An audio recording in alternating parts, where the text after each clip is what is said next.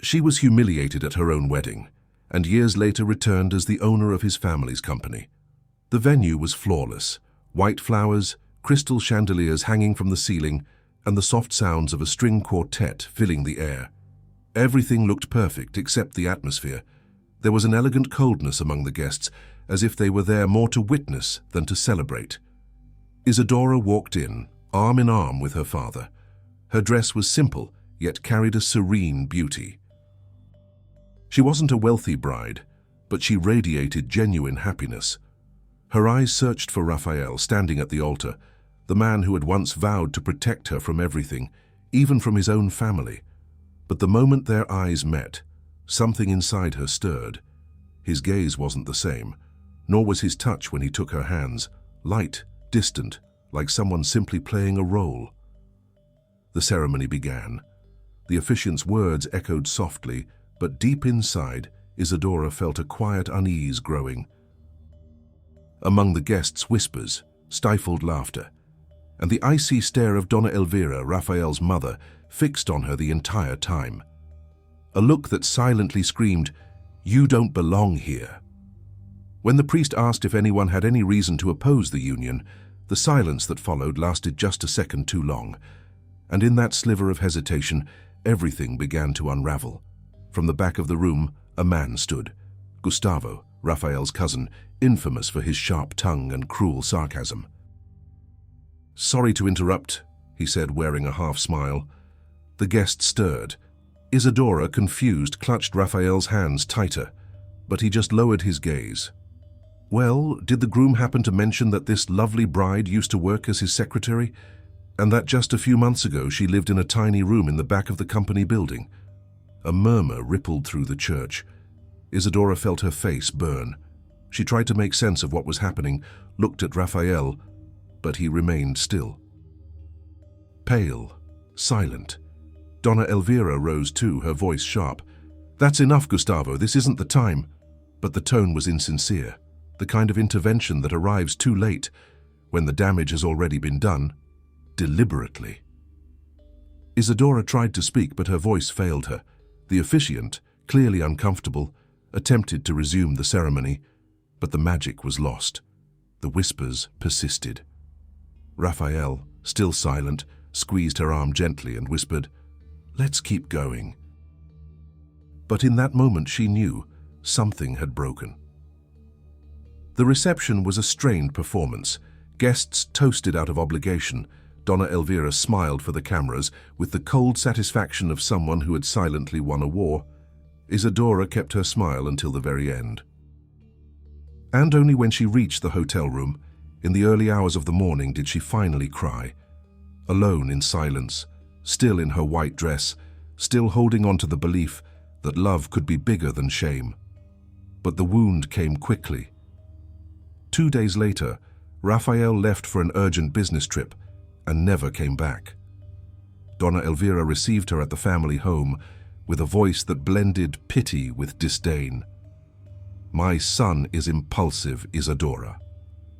But you knew from the start this marriage wouldn't be easy. His world is not yours." Isadora simply nodded, and without looking back, she packed her bags. She took only a few simple clothes, the wedding ring she'd never wear, and a brand new certainty. One day, no one would ever look at her with pity again. And that was how Isadora learned what it meant to fall in public, not because of her own mistakes, but because of someone else's pride. That night, she didn't promise revenge. She promised silence.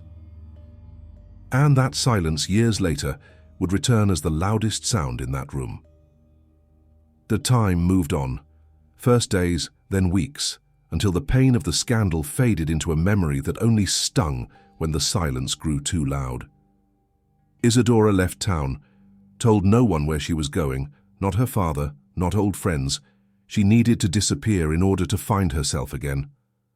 The bus crossed miles of road, and for the first time, she had no idea what lay ahead. She carried only a suitcase, a modest diploma, and one unshakable truth: she would not be defined by what had been done to her. The early years were hard. She worked in shops, gave private lessons, cleaned offices at night. The world felt small, but within her grew a quiet strength, the kind of strength that emerges when there's no one left to fight for you. Sometimes when passing bridal shop windows, a tightness would squeeze her chest. But she would breathe deeply and keep walking. She had learned that some memories only hurt until the day you decide they don't rule you anymore. One day, after handing out resumes across the city, Isadora was called in for an interview. A major company, Group Ellison, a global tech corporation. The position was simple: administrative assistant. She arrived early, took a seat in the reception area, and observed the scene around her. Men in suits, women in a rush, the elevator dinging non-stop. It felt like another world. When the manager came out, she stood, nervous, but the man greeted her with kindness. "Your resume is modest," he said, "but I can see you're persistent. Sometimes that's worth more than experience." Isadora thanked him, holding back emotion. In that moment, she realized, someone was finally seeing her without her past trailing behind. The following years became a discipline in devotion. She arrived before anyone else, left after everyone was gone.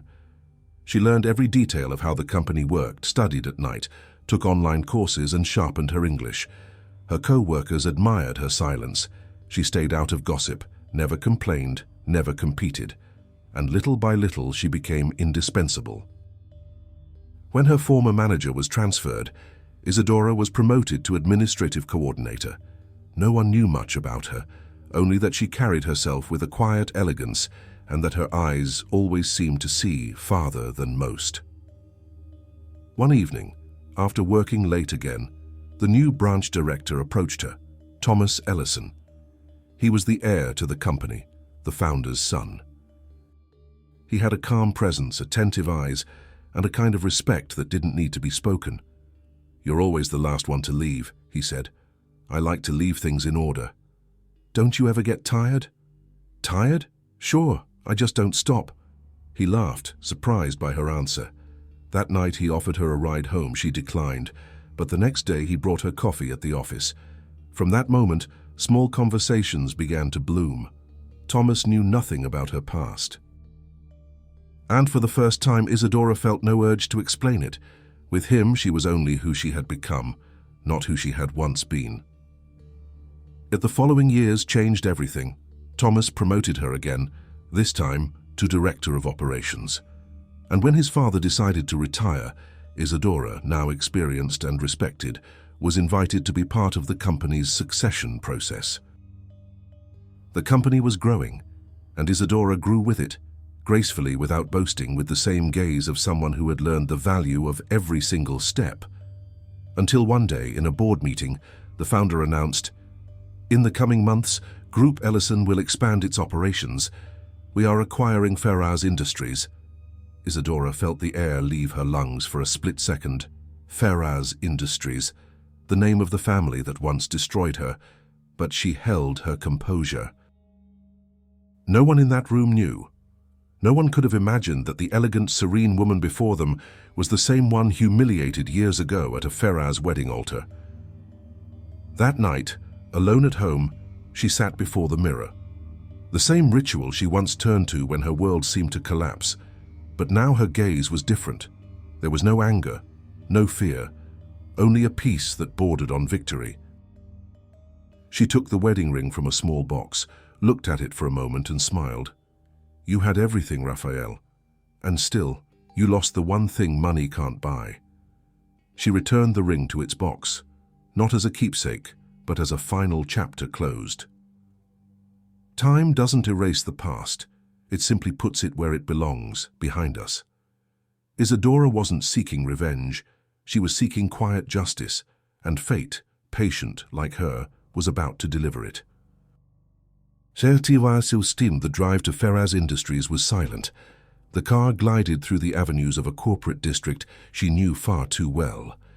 Each corner whispered memories: the restaurant where he once waited for her, the cafe where she had dreamed of a future that never came. But now everything was different. On the seat beside her, a folder with acquisition documents. Her name, Isadora Alves Ellison. Global Chief Operating Officer. When the car stopped in front of the glass tower, she took a deep breath. The security guard opened the door with reverence. "Good morning, Doctor," she replied with a simple nod.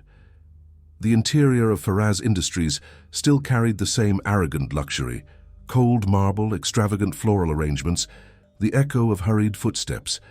But Isadora walked slowly, the kind of slow that comes when you have nothing left to prove. Sarsiva Fikin on the 12th floor, the meeting waited. The hallway felt longer than she remembered. At its end, the boardroom. The doors opened. Raphael was there, seated at the head of the table, suit pristine, gaze weary. Time had hardened his features, but hadn't erased that air of control. Beside him, Donna Elvira, her hair now grey, but her proud expression unchanged. When Isadora stepped inside, the air itself seemed to shift. Raphael stood, stunned, not by the acquisition, but by her. The silence stretched for a few seconds until Thomas, standing by her side, broke it with ease. "Mr. Faraz, this is Dr. Isadora Ellison. She'll be leading the executive transition." Isadora extended her hand. "Mr. Faraz, Mrs. Elvira, it's a pleasure to see you again." The handshake was brief, but long enough to awaken everything left suspended in time. Donna Elvira, caught off guard, masked her surprise with a polite smile. "Well, I suppose fate has a sense of humor," Isadora responded calmly. "Sometimes it just has a sense of justice." Raphael remained silent, his eyes fixed on her, her voice, her posture, her steady gaze. Nothing about her resembled the trembling bride who once stood before him. Now she was the mirror of what he might have become, had he only been brave enough. The meeting began. Terms, clauses, deadlines. Isadora spoke with confidence, eyes steady, voice calm and composed. Every word was a reminder. She was no longer the one asking permission. She was the one making decisions. When the meeting ended, Thomas stepped away to take a call. That's when Raphael approached her, hesitant. "Isadora," she interrupted him gently. "Dr. Ellison, please, we're on company time." He nodded, embarrassed. "I had no idea it was you." "I know. You never really knew who I was." The blow landed softly, elegant, irrefutable. She gathered her documents, ready to leave, but he persisted. "You've changed." "No, I just stopped trying to fit into your world." Donna Elvira, watching it all, chimed in. "Isn't it a bit early for such personal behavior?" Isadora turned slowly. "Personal, Mrs. Elvira, was what you did on my wedding day. What I'm doing now is professional. The difference is character." The woman tried to reply, but Raphael's silence stopped her. He seemed to understand. Nothing could undo the past. So Smajukiwan 2 days later. Headlines filled the news. Ellison Group completes acquisition of Faraz Industries, new leadership to be headed by Isadora Ellison. In the press room, flashes, microphones, curious reporters, and there she was, elegant, poised, voice unwavering. "I didn't come to erase what was done. I came to build something new. I believe dignity and competence aren't inherited by name. They're built on values." Applause followed. Thomas watched with pride. Donna Elvira and Raphael, watching from home, knew that applause wasn't just corporate. It was the world recognizing the worth of the woman they had discarded. That night, Isadora returned to her apartment, exhausted but serene. She opened the windows, let the wind in. On her desk, a folder containing the new restructuring plan. Above it, a photo, not of her past, but of the future she had chosen. She picked up her phone. A message from Thomas. "Dinner tomorrow to celebrate. Will you come?" She smiled. "Maybe. For the first time, I actually have something to celebrate." The time doesn't give back what we lost, but sometimes it gives us what we deserved all along. Isadora didn't need to scream or seek revenge. She simply lived long enough for the world to see her again, not as a victim, but as an example. Months of the months that followed the acquisition were intense. Isadora was now the new CEO of Faraz Industries, tasked with integrating the company into the Ellison Group. She worked long hours, reviewed contracts, reorganized teams, and with every step she felt the weight of something far beyond numbers, the weight of rebuilding the very place that once tried to break her. Her presence unsettled many. Some long-time employees, loyal to the Faraz legacy, whispered in the hallways. Others, captivated by her calm leadership, watched her with admiration. Raphael kept his distance. He didn't interfere with decisions, didn't attend in-person meetings. He had become a shadow, someone still trying to comprehend how the empire had slipped from his hands. But one afternoon, inevitably, they crossed paths. In the conference room, as she reviewed figures from a proposal, the door opened. "May I come in?" His voice was low, uncertain. Isadora looked up. "Of course, Mr. Faraz, this is your house. Or is it no longer?" He took a breath, trying to read her tone. "You still know how to cut deep when you want. I learned from the best." Silence. She turned back to the documents, but he remained there, watching her. Eventually, he stepped closer. "You seem different." "No. I'm whole. That's different." Raphael dropped his gaze, hands in his pockets. "I wronged you, Isadora. And nothing I say will undo that." "Then don't say anything. Late apologies are like flowers on empty graves." He nodded, stood there for a moment, then, "You seem happy." She smiled without warmth. Happiness never came, but peace did. And sometimes, that's enough. He left with a quiet nod, and she watched him go. Not with hatred, but with the strange peace that comes when time finally starts balancing the scales. That night, Thomas called. "Everything okay?" "Yeah, just a long day. Remember, Isa, the past has no power over those who've already forgiven themselves." She closed her eyes, soothed by the calm in his voice. Thomas wasn't like Raphael. He didn't see her as a prize to be won, but as a woman who had survived. Their relationship grew slowly, first as friendship, then admiration, and eventually a quiet kind of love, the kind that grows from trust, not infatuation. Thomas never asked about her past, but he knew pain lived there. He honored her silence and offered presence, something Isadora had never known. Meanwhile, the media began to notice the chemistry between them. Photos at events, joint interviews, subtle glances. Business magazines called Isadora the woman who transformed Faraz Industries, and Thomas the successor who believed in a survivor. The world saw power and grace. But inside, Isadora was still wrestling with the fear of letting herself be loved again. One evening during a business trip to Paris, Thomas invited her to dinner. The restaurant was small, lit by candlelight. Outside, a soft rain fell across the cobbled sidewalks. "You know what I admire most about you?" he asked after a comfortable silence. "What?" "You never talk about yourself, but everything about you tells a story." Isadora looked away, gently touching her glass. Not every story deserves to be retold. Some do, they just need a different ending. She looked at him, and in that moment, something shifted inside her. A part of her that had been closed for years began, tentatively, to open once more.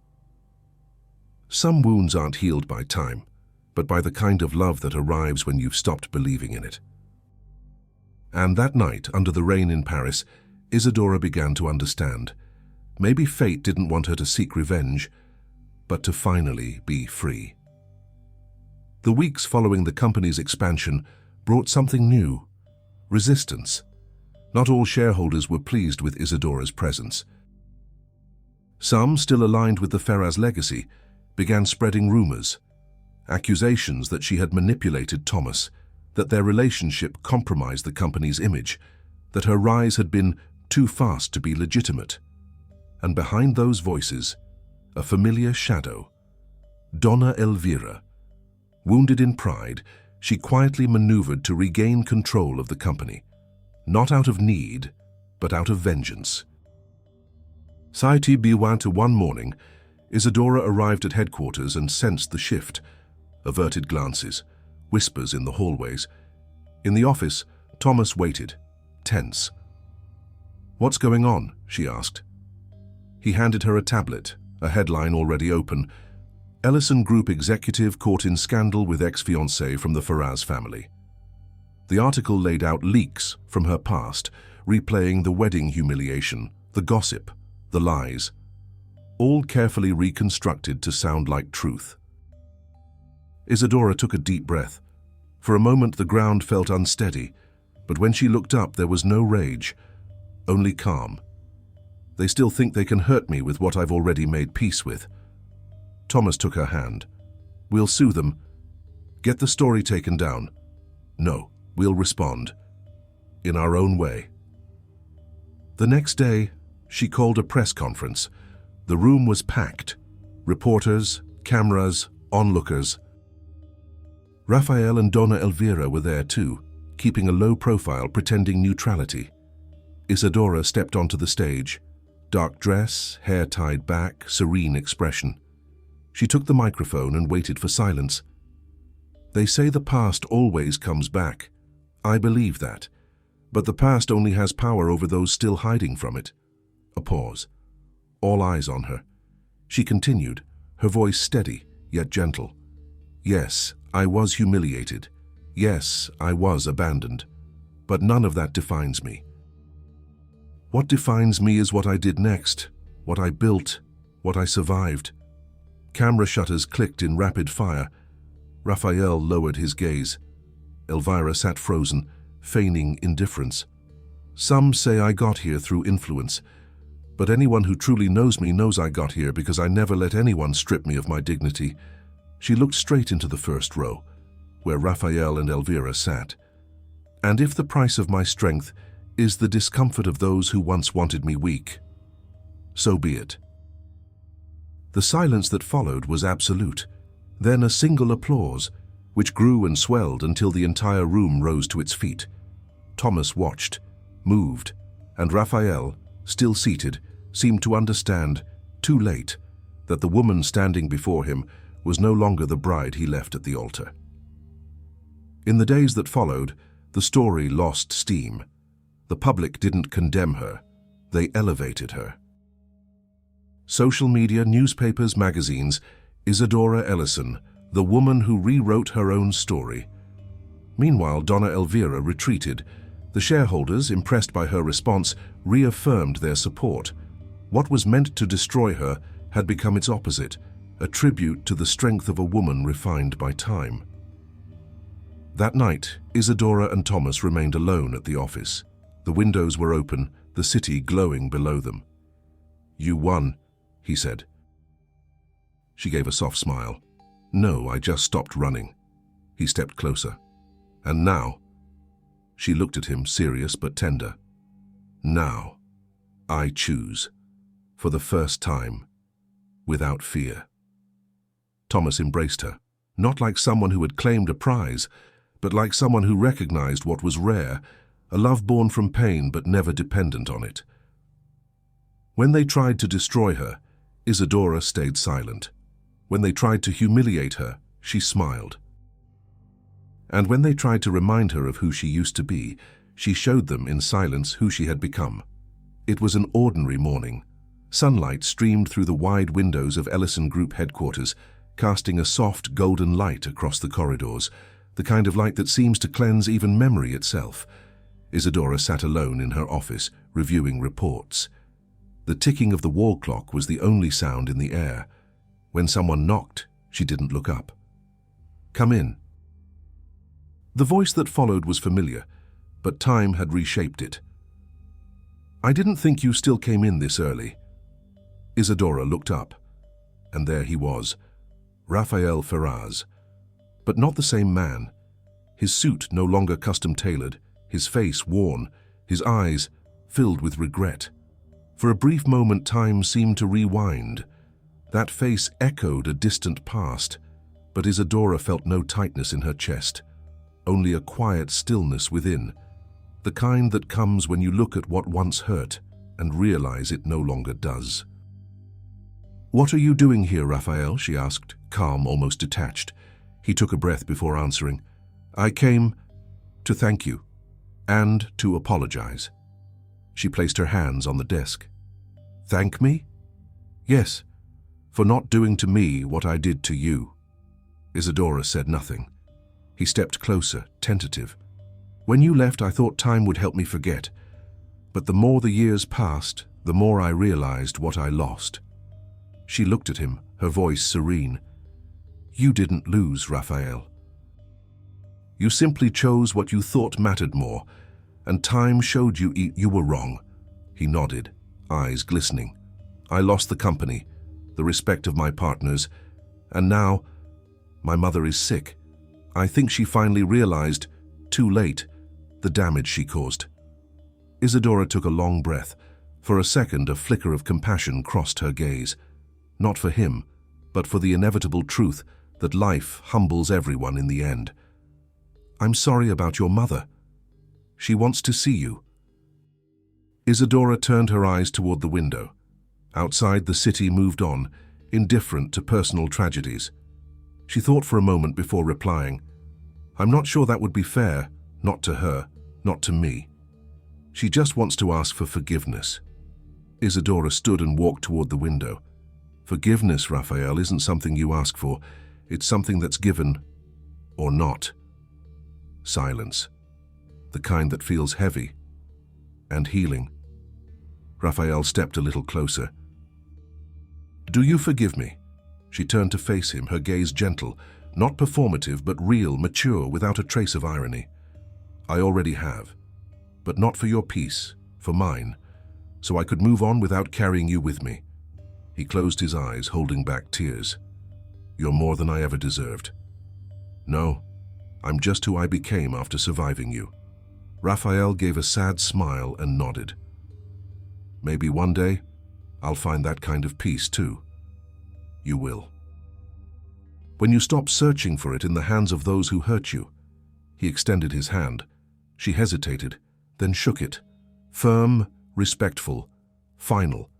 A small gesture, but one heavy with meaning. A quiet closure, without resentment. "Goodbye, Isadora." "No, Raphael. Goodbye is for those who still hope to return. This time, leave in peace." He left, the door gently closing behind him. The sound of his footsteps fading in the hallway felt like the last trace of a time that no longer belonged to her. Isadora stood for a moment, gazing at her reflection in the window, her serene face mirrored against the city skyline. Then she returned to her desk, picked up her pen, and kept working. But inside, something settled. It wasn't pride. It wasn't relief. It was simply peace. Later, Thomas arrived. She greeted him with a quiet smile. "All good?" "Yes." "Do you want to talk about it?" "No." Everything that needed to be said was said. He studied her for a moment. He knew that this simple meeting had closed a decade of silence, but he didn't push. He simply reached out his hand, and she took it. They stood there, wordless, like two souls who understand that true love doesn't need to save anyone. It only needs to arrive after the storm. Forgiveness doesn't change the past, but it changes the weight of the road ahead. And that day, when Isadora said goodbye without pain, she didn't end a story. She began another within herself. Time passed, again. The years that once felt like enemies now moved beside her, like quiet allies. Isadora had been leading the Ellison Group for a decade, now widely recognized as one of the most influential women in the industry. Magazines called her the Lady of Resilience, but those who truly knew her understood she wasn't made of steel. She was made of stillness. And stillness sometimes is the most refined form of strength. Life had become light. She and Thomas were now married. A quiet ceremony by the sea, no cameras, no headlines. Just close friends, Edith, her loyal assistant through all those years, and the wind as witness. After the vows, she took off her shoes, walked barefoot along the shore, and said to him, "This time I'm the right bride, in the right place, with the right heart." Thomas smiled. "And I'm the right man because I learned how to wait." Since then they walked together without rush, without games. He honored her silences, she cherished his calm, and between them there was something time could never erase: shared peace. But that Saturday morning, 10 years after her first goodbye, Isadora woke early, opened the windows, and let the breeze in. There was something different in the air, a kind of invitation. A call from the past, no longer painful but peaceful. She decided to do something she hadn't done since that day. She asked the driver to take her back to the small village where the wedding had taken place. The road was the same, the trees, the old iron gate to the once grand venue. But time had done what it always does, erased the traces. The flowers were gone, the garden overgrown, and the hall now stood as an empty, silent building. She stepped out of the car and walked alone to the gate. The sound of her heels echoed on the stone path, as if each step brought a memory back to life. Inside, the same space where she had once been humiliated, where the guests' laughter echoed as her heart broke, now stood in silence. And in that silence, Isadora found a kind of peace she had never known before. She walked to the altar, the very spot where she once said yes to someone who never truly answered. But now, no dress, no crowd, no fear. She simply closed her eyes and whispered, "Thank you." The words were soft, almost a breath, but in that moment, they seemed to echo through the room, filling it with something new. Thank you for destroying me, because that's what forced me to rebuild myself. She stood in silence for a while. The afternoon light poured through the cracks, casting golden shapes on the floor. Isadora took a deep breath, touched the wooden railing, and realized her heart no longer hurt. Suddenly a familiar sound. Footsteps. Thomas had stepped out of the car and was approaching with quiet reverence, the kind of reverence that comes from understanding you're stepping into a moment that's not yours. "Are you okay?" he asked gently. She smiled. "I am. I came to say goodbye to who I used to be." Thomas looked around quietly. "And did you?" "Yes. Finally." He reached for her hand and she took it. Together they walked back to the gate. Before leaving, Isadora looked back one last time. There was no sadness, no longing, only the certainty that everything, every tear, every fall, every humiliation had led her to this exact place. In the car, on the way home, she rested her head on Thomas's shoulder. "You know what surprises me most?" "What?" "How time changes the meaning of things. A place that once broke me, today gave me my life back." Thomas gave her hand a gentle squeeze. "You always knew how to rise from the ashes, Isa." "No, I just learned not to live in them." That night, alone in their room, she opened the journal she'd kept for years, a simple leather-bound notebook. The first pages held her wedding day. Bitter words, heartbreak, broken promises. But the final pages held something else. Calm reflections, short phrases written in firm, steady handwriting. "Forgiveness is the most elegant way to say, I no longer need this to exist." She smiled, closed the journal, and placed it in a box, then turned off the lights and watched the moonlight spill through the curtains. She no longer thought of revenge, not even of justice. She thought of serenity, and how life, slowly and quietly, gives everything back, even what once seemed lost. The next morning, Isadora climbed to the rooftop of the company building to watch the sunrise. The city still slept, and the sky brightened slowly. She looked out at the horizon and whispered, "It's over." But it wasn't an end. It was a beginning, a cycle finally closed. Without pain, without noise, just the quiet certainty that love, when it arrives at the right time, doesn't come to heal the past, but to honor the journey. Isadora's story isn't about revenge, it's about beginning again. Because there are women who are broken and women who are refined by fire. She was humiliated on the day of her wedding, but time turned her humiliation into power, her pain into elegance, and her past into nothing more than a distant memory. And if you're listening to this now, maybe it's your moment to begin again too. How many Isadoras do you know? Women who were broken, judged, diminished, but who time taught how to rebuild. Women who walk with grace today, not because they forgot, but because they learned that forgiveness is the most beautiful name for freedom. Tell me, where are you watching this story from? Because maybe, on the other side of the screen, there's a woman seeing herself right now, realizing that her ending might just be a new beginning.